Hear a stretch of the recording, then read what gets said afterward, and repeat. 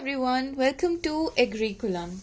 In today's lecture of production technology for vegetable and spices, we will be studying about onion, a brief about origin, area, climate, soil, improved varieties, cultivation practices, and physiological disorders. Let's start with botanical classification of onion.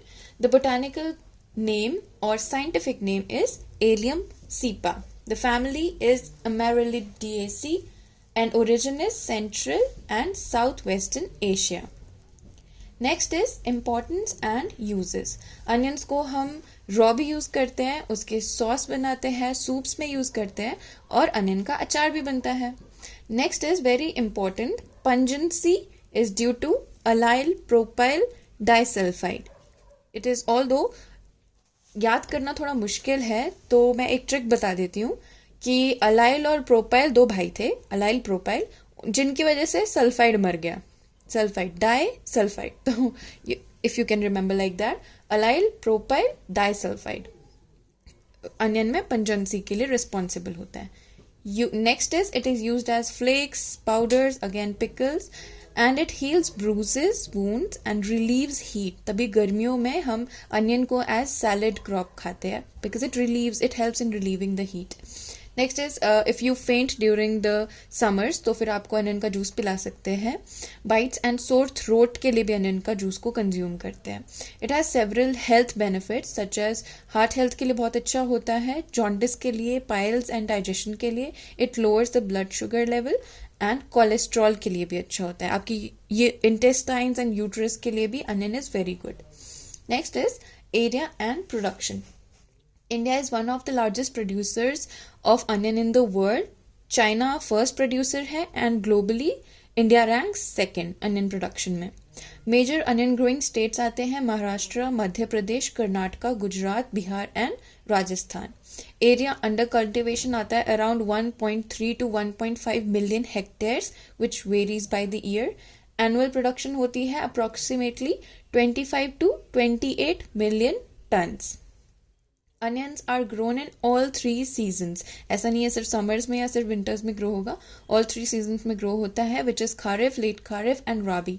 Rabi contributes to most of the total production that we see. Next is climate requirements for onion. Onion is a cool season crop, but it grows in various climates. And it prefers mild weather. ना extreme heat होनी चाहिए, cold होनी चाहिए, ना ही heavy rain होनी चाहिए, तब ये अच्छे से grow करता है. Young plants जो होते हैं अनियन के, they can tolerate freezing temperatures, but only the young plants, not the later ones, जब वो grow कर जाता है. और वो freezing temperatures को tolerate कर पा रहा है, इसीलिए उसे हम cool season crop बोल रहे हैं. And rainfall over 75 to 100 centimeters during monsoon is not suitable for onion. It needs 70% relative humidity for good growth. Ideal temperature पे आते हैं वेजिटेटिव ग्रोथ के लिए, that is before bulb formation. जो पत्ते और स्टेम होती है, स्टॉक होता है, उसकी ग्रोथ को वेजिटेटिव ग्रोथ बोलते हैं. उसके टाइम पे it needs 12.8 degree Celsius to 23 degree Celsius ideal temperature. Next is bulb development, जो हमारे को इम्पॉर्टेंट है, हमारे लिए इकोनॉमिकल है. बल्ब डेवलपमेंट के लिए से चाहिए 20 to 25 डिग्री सेल्सियस का टेम्परेचर. वेरी लो टेम्परेचर अगर हो जाएगा तो फिर बोल्टिंग हो जाएगी. Now what is bolting? जो हमारा फ्लावर स्टॉक है वो फ्लावरिंग दे देगा. हमें फ्लावरिंग नहीं चाहिए होती है इन टर्म्स ऑफ बल्ब. अगर हमें चाहिए इकोनॉमिकली तो जल्दी फ्लावरिंग नहीं आनी चाहिए और वेरी लो टेम्परेचर से बोल्टिंग हो जाएगी. ये एक फिजियोलॉजिकल डिसऑर्डर भी होता है अनियन में. Second is sudden heat rise causes early maturity. Although early maturity एक beneficial trait होता है, लेकिन early maturity के साथ साथ small bulbs produce हो जाते हैं sudden heat rise से, इसलिए it is not a beneficial trait. Day length varies by variety. Short day varieties होती है which are mostly grown in Indian plains, और long day varieties example है brown Spanish, वो ज़्यादा इंडियन प्लेन्स में नहीं ग्रो होती है because it needs more than 14 hours of day length plus cooler temperatures. Kharif onions जो होते हैं उनका डे लेंथ कितना रहेगा? 10 to 11 आवर्स. और राबी अनियंस का रहेगा 12 to 13 आवर्स. और वार्मर टेम्परेचर चाहिए राबी अनियंस को, जो कि हमने पढ़ा कि मेजरली जो बल्ब प्रोडक्शन है, अनियन प्रोडक्शन है, वो राबी अनियंस का है. नेक्स्ट इज बल्ब फॉर्मेशन के लिए इंपॉर्टेंट चीज है फोटो पीरियड यानी कि डे लेंथ, और सीड प्रोडक्शन के लिए इंपॉर्टेंट फीचर है टेम्परेचर, क्योंकि टेम्परेचर से ही बोल्टिंग हो रही थी हमने पढ़ा, और बोल्टिंग से फ्लावरिंग, और फ्लावर से ही हमें सीड्स मिलता है. दैट्स वाई सीड प्रोडक्शन के लिए temperature is the critical factor. Next is yearly variation in temperature affects yield despite same practices. आप सेम प्रैक्टिसेस कर रहे हो लेकिन ईयरली वेरिएशन हो रहा है तो भी आपकी यील्ड के परफॉर्मेंस में डिफरेंसेस आएंगे. Next is soil requirements for onion. Soil जो होनी चाहिए it should be rich in humus. Humus का मतलब होता है ऑर्गेनिक मैटर अच्छा होना चाहिए, and it should be well drained ताकि वाटर लॉगिंग वाली कंडीशंस ना हो. Now two types of soils are there. Sandy soils होती है which needs more irrigation but they support early maturity.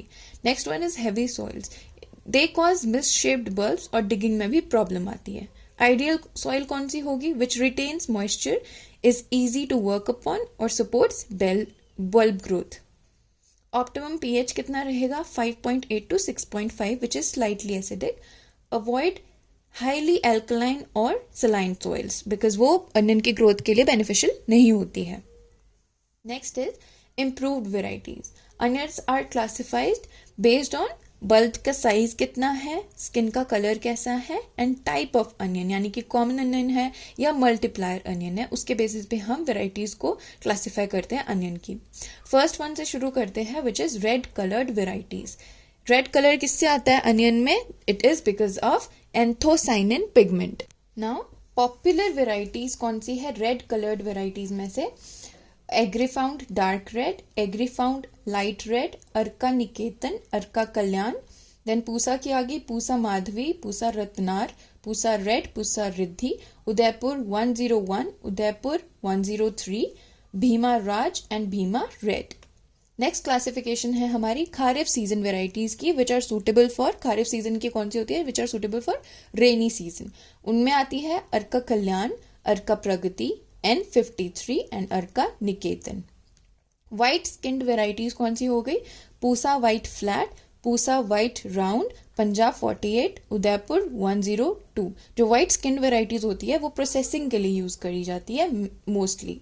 Yellow skinned varieties. Yellow colour is due to quercetin pigment. Brown Spanish हो गई yellow colour की which is a long day type and grows well in hilly areas. Early Grano is also yellow skinned variety which is good for salads and green onions. Next classification is multiplier onion. Multiplier onion होता है जो एक ही जगह से हमें multiple bulbs देता है, बहुत सारे बल्ब्स देता है एक ही जगह से, उसे मल्टीप्लायर अनियन बोलते हैं. उसकी वेराइटीज है Agrifound red, CO1, CO2 which are resistant to purple blotch disease होती है अनियन की, very devastating. CO3 which is resistant to thrips. Thrips हमारे कैरियर्स होते हैं वायरल डिजीजेस के, वेक्टर्स बोलते हैं जिनको. CO4 हो गया moderately resistant to thrips, and MDU1. Small onion variety. Small onion हो गई Agrifound rose which is good for pickling and export, and Arka Bindu. Arka बिंदु भी बहुत एक्सपोर्ट के लिए यूज होती है. नेक्स्ट इज टेबल है for time of sowing. Seasons है डिफरेंट टाइप के हमारे अनियन को सो करने के. टाइम ऑफ सोइंग डिफरेंट है, टाइम ऑफ ट्रांसप्लांटिंग डिफरेंट है, और हार्वेस्टिंग टाइम भी डिफरेंट है. आप लिंक कर सकते हो, आपको बस एक टाइम याद रखना होता है, या आप हार्वेस्टिंग का टाइम याद रख लो या टाइम ऑफ सोइंग याद रख लो. जैसे मैंने प्रीवियस वीडियो में बोला, आप एक टाइम याद रखोगे, उसी से कैलकुलेट करना है कि नेक्स्ट जो मंथ है वो कितने टाइम बाद आ रहा है और हार्वेस्टिंग कितने टाइम बाद आ रहा है. वैसे कैलकुलेट करोगे तो सिर्फ आपको टाइम ऑफ सोइंग याद रखना पड़ेगा कि मई से जून में हो रही है या जुलाई तक हो रही है सोइंग, तो जुलाई से अगस्त या मिड अगस्त तक हम ट्रांसप्लांटिंग करेंगे, वो एक महीने बाद हो जाती है, और हार्वेस्टिंग हो रही है हमारी नवंबर से दिसंबर. ऐसे इजी रहेगा, आपको सिर्फ एक मंथ याद रखना पड़ेगा. Let's start. नॉर्दर्न इंडिया में रेनी सीजन यानी कि खारिफ सीजन की जो टाइम ऑफ सोइंग है वो है मई से जून.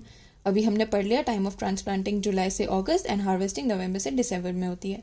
जो विंटर है यानी कि राबी क्रॉप है, उसका टाइम ऑफ सोइंग है अक्टूबर से नवंबर.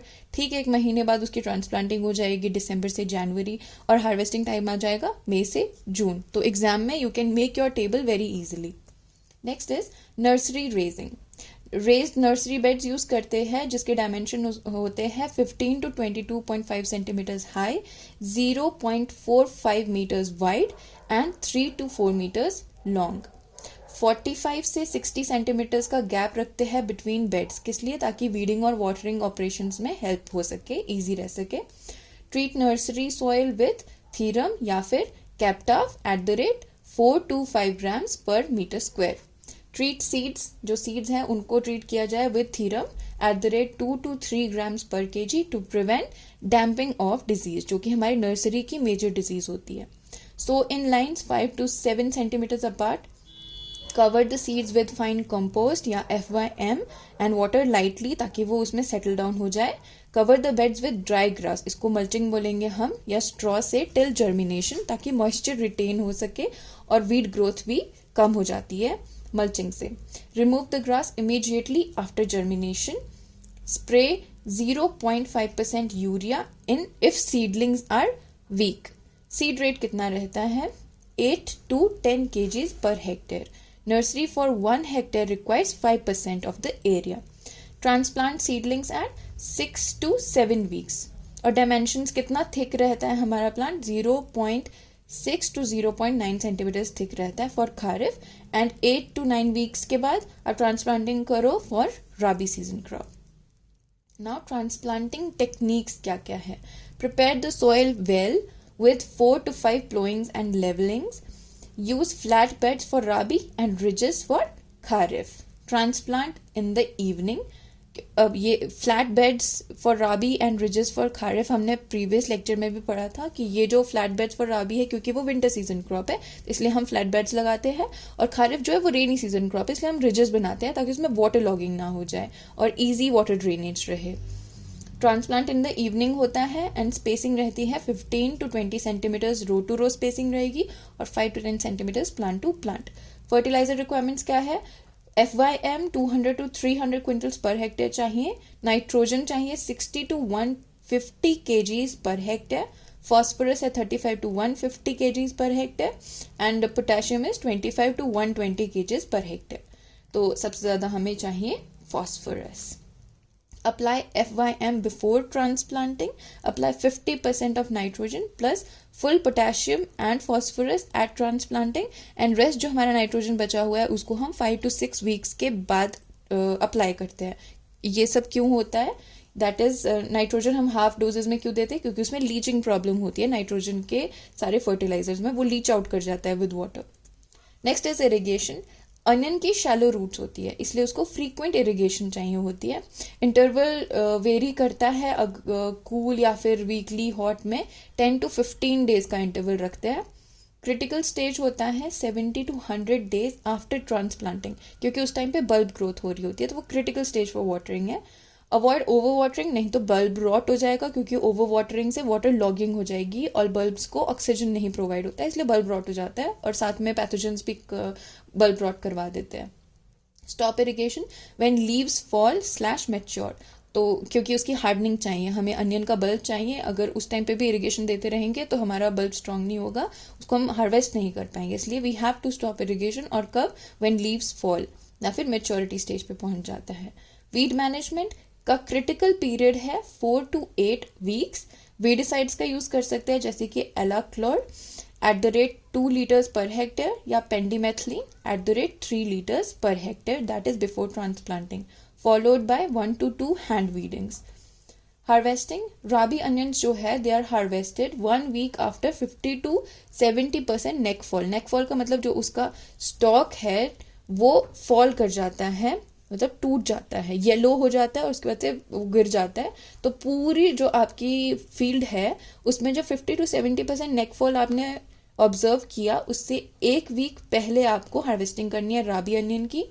और जो खारिफ अनियन है they are harvested when leaves turn yellow and dry. Curing होती है, it removes excess moisture and prevents diseases. आप मॉइस्चर रिमूव करते हो अनियन के बल्ब से, उसको क्योरिंग बोलते हैं. फील्ड क्योरिंग होती है 3 to 5 डेज के लिए, इट विंडो मेथड से करते हैं. एंड शेड क्योरिंग होती है 7 to 10 डेज के लिए, फॉर बेटर कलर आता है और शेल्फ लाइफ इंक्रीज होती है क्योंकि मॉइस्चर कंटेंट कम कर देते हैं हम. Bulbs are cured when outer skin rustles and neck is tight. ऐसे पता चलता है कि बल्ब क्योर हो चुकी है. यील्ड कितनी आती है? जो कॉमन अनियन होता है लार्ज वाला उसकी यील्ड आती है 25 to 30 turns per hectare. Common onion जो स्मॉल वाला होता है उसकी यील्ड आती है 16 to 20 टन्स पर हेक्टेयर, और जो मल्टीप्लायर अनियन होता है उसकी यील्ड आती है 15 to 18 turns per hectare. That's all for today's lecture. Please like, share, comment and subscribe. Thank you.